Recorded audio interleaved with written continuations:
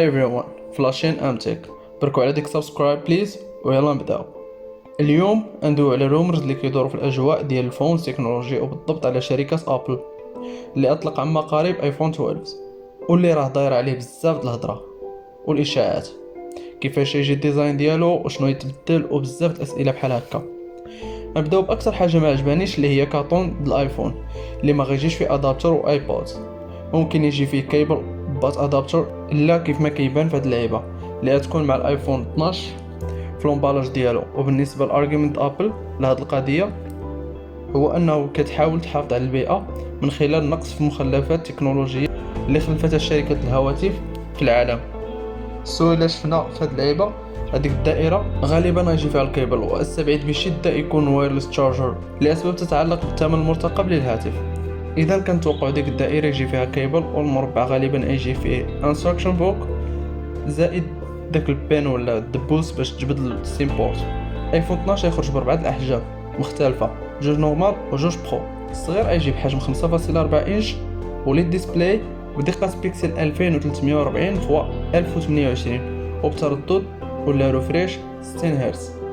بهذا الحجم يكون صغير تقريبا بحجم ايفون 4 واللي هو حجم زوين صراحه، خصوصا ان التليفون فول ديسبلاي مع نوتش اللي حتى هي كتمرض تشوفها مع جوج كاميرات في الظهر والومنيوم بادي مع A14 بيونيك بروسيسور. والثمن المتوقع لهذا التليفون هو $640. ايفون 12 ماكس الثاني يجي بحجم 6.1 انش وفول ديسبلاي بدقه بيكسل 2532 فوا 1170 وبتردد 60 هرتز، وحتى هو مع بروسيسور A14 بيونيك والومنيوم بادي وزوج كاميرات. والثمن ديالو حوالي $649. وهنا لي تليفون بجوج يجيو بنسخه رسميه تكون فيها 4 جيجا رام و128 جيجا في ستوكاج. ايفون 12 برو يجي بحجم 6.1 انش وبدقه بيكسلات 2532 فوا 1170 وبتردد 120 هرتز. مع العلم انه هاد 120 هرتز فيها بزاف د الهضره واش ادار ولا لا، ما علينا. حتى انا يكون A14 بيونيك وكادر من الفولاد كيما كان ايفون 4 و5 شحال هذا، واللي هي لمسه زوينه انه الديزاين ديال هاد ايفون 12 تيشبه للديزاين باش تشهرات الشركه.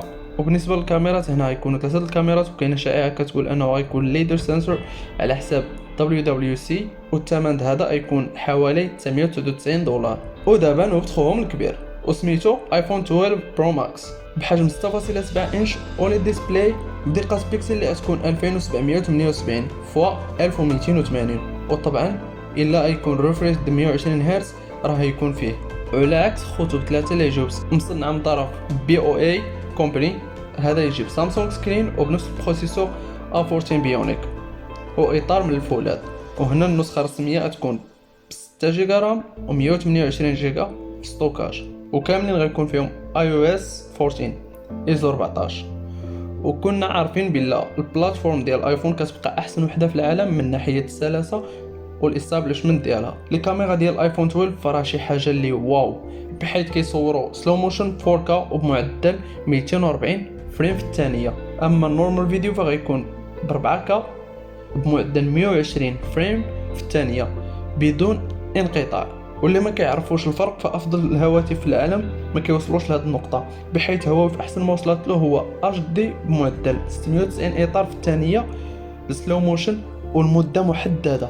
وبهالشيء تكون ايفون حطمات السوق فوق راس بزاف الشركات، واي بلوجر ولا مهتم بالتصوير السريع وعنده القدره يشريه فغياخد ايفون 12 بلا ما يتردد. حتى لهنا كيبقى هادشي كامل توقعات مبني على تسريبات.